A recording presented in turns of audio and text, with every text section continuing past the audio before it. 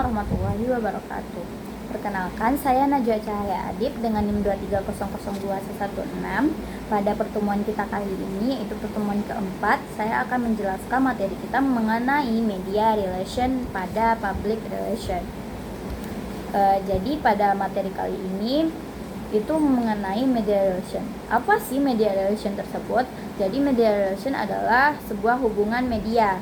Jadi hal ini adalah bagaimana sebuah lembaga atau organisasi membangun hubungan yang baik dengan media atau pers, sehingga media sosial yang dapat kita manfaatkan tersebut sedemikian rupa yang akan mampu mempublish sebuah berita terkait tentang organisasi kita atau lembaga yang sedang kita naungi. Media relation juga bisa dimaknai sebagai usaha atau lembaga yang untuk mencapai hasil yang maksimal atas informasi dari lembaga tersebut.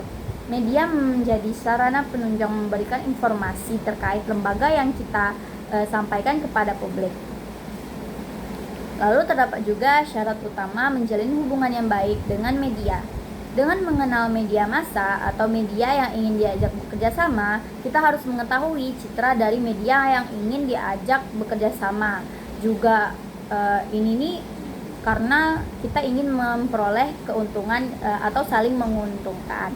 Kalau misalnya media yang kita ambil tersebut memiliki citra yang buruk, maka ini tidak akan berpengaruh besar kepada perusahaan kita. Kalau misalnya kita milih media yang sangat-sangat ngehits, itu akan memperoleh bahwa perusahaan kita tersebut dipandang oleh orang lain. Wah, ternyata media tersebut mempromosikan perusahaan kita ya. Jika publik sudah tidak percaya pada suatu instansi atau organisasi media, maka segala bentuk pemberitahuan tidak akan dipercayai publik dan akan membuat lembaga kita merugi, karena kita juga membayar untuk bekerja sama tersebut. Lalu mengenai gaya wartawan. Media massa adalah media komunikasi dan informasi yang ditugasnya menyebarkan informasi secara massal dan dapat diakses oleh publik secara massal pula. Biasanya bersifat satu arah dengan efek secara tidak langsung. Yang dinamakan hubungan media tidak bisa hanya dipahami sebagai hubungan pers saja atau media cetak saja, tapi termasuk juga media massa yang lain. Ini sangat berpengaruh kepada berita yang ingin dinaikkan terkait produk atau jasa lembaga. Jadi kalau misalnya kita ingin menaikkan suatu produk atau jasa kita dapat bekerja sama dengan media relation tersebut. Lalu terdapat juga hal yang perlu diyakini sebagai prinsip-prinsip media. Apa saja sih prinsip-prinsip dari media ini? Yang pertama, media massa menyajikan kenyataan dengan cara tertentu atau yang dijual fakta dan kenyataan. Jadi sebuah media tersebut media yang baik itu tidak akan menjual atau memberikan sebuah informasi yang bersifat hoax. Jadi kita sebagai kalau misalnya kita menaungi sebuah perusahaan, kita jangan sampai menjual informasi yang tidak dapat dibuktikan secara fakta atau kenyataannya, dan itu bersifat semu. Kita tidak bisa menjual informasi tersebut. Lalu yang kedua, media massa ini membentuk kenyataan. Data akan dibentuk oleh media, kondisi real dari lapangan yang akan disampaikan pada masyarakat.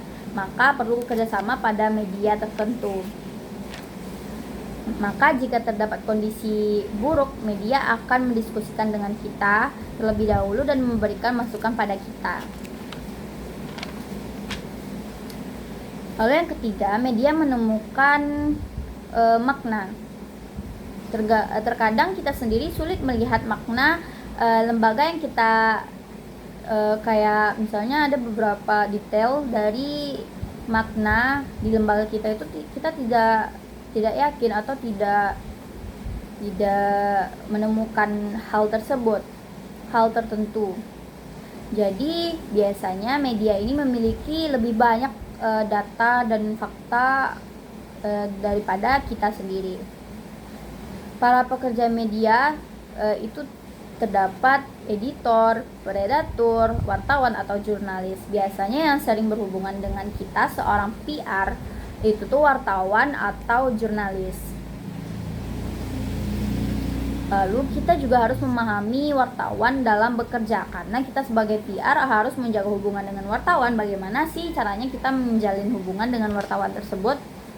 Yang pertama, wartawan tersebut kerjaannya selalu diburu oleh waktu.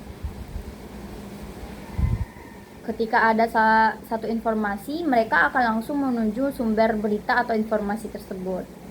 Lalu yang kedua, jam kerja wartawan ini tidak lazim. Kadang secara fisik bisa lelah daripada profesi yang lain.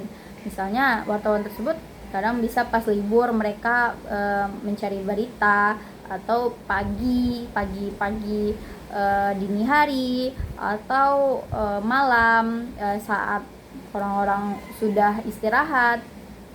Lalu yang terakhir, dalam kondisi tertentu wartawan kehilangan hari libur. Seperti yang saya bilang tadi, karena waktu kerja mereka tidak menentu. Lalu terdapat juga karakteristik dari wartawan.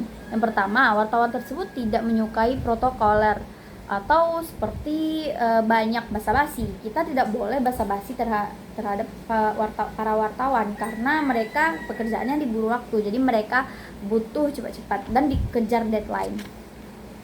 Wartawan tersebut dikejar deadline. Jadi tidak ada istilah-istilah santai di hidup mereka. Lalu yang ketiga, menyukai persahabatan. Jangan berikan gap seperti bawahan dan atasan, karena wartawan tersebut tidak ingin dianggap seperti itu. Jangan meremehkan para wartawan. Lalu yang keempat, bad news is a good news for them, karena bad news tersebut akan memberikan mereka penghasilan. Karena semakin tinggi nilai jualnya. Lalu yang kelima, wartawan tidak menyukai amplop. Seorang wartawan yang baik tidak akan terletak pada amplop, tapi pada beritanya tersebut. Yang keenam, menyukai eksklusivitas. Semakin eksklusif berita tersebut, semakin senang mereka dan bangga. Jadi skill dari PR dalam menjalin hubungan dari wartawan tersebut sangat dibutuhkan. Lalu terdapat juga berbagai macam aktivitas dalam membina hubungan dengan media relation. Apa saja sih? Yang pertama, press conference. Diberikan secara simultan oleh seorang pejabat kepada sekelompok wartawan, dilaksanakannya pada saat terjadi sesuatu yang sangat penting. Jadi press conference ini dilakukan. Akhirnya duduk bersama sekelompok wartawan atau media first untuk menyampaikan dan meluruskan suatu berita terkait isu yang berkembang. Lalu yang kedua, press briefing dilakukan secara reguler oleh praktisi PR lembaga untuk menyampaikan informasi terbaru mengenai lembaga tersebut. Lalu yang ketiga, press tour diselenggarakan lembaga untuk mengunjungi daerah tertentu sekaligus wisata bersama dalam rangka mendapatkan suatu informasi dan kemudian dapat dipublish nantinya. Lalu yang keempat, news press atau press release atau siaran pers. Dibuat PR diberikan kepada wartawan dengan harapan bisa dimuat baik secara langsung maupun melalui proses editing. Dan di dalamnya ada 5W 1H. Yang kelima, special event. Acara spesial yang diangkat lembaga yang dapat meningkatkan pengetahuan dan selera publik, seperti open house atau peresmian lainnya.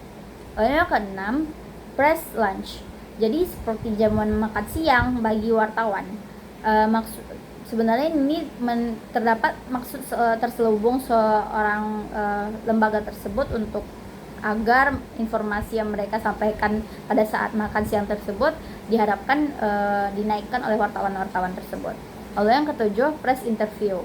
PR ini diwawancarai wartawan yang sengaja dimintai dan bersifat pribadi. Dan yang terakhir, terdapat juga media relation. Apa sih etika dari media relation? Yang pertama, PR pemerintah wajib menyediakan dan informasi publik yang benar kepada masyarakat. Media massa dan instant press sesuai dengan tugas dan fungsi organisasi yang sesuai dengan perundangan yang berlaku. Jadi seorang PR pemerintah itu wajib menyediakan informasi yang benar. Yang kedua, PR tidak diperbolehkan melakukan penekanan terhadap media massa seperti memberikan amplop-amplop. Yang ketiga, wartawan menolak imbalan yang membuat berita tidak lagi bersifat objektif.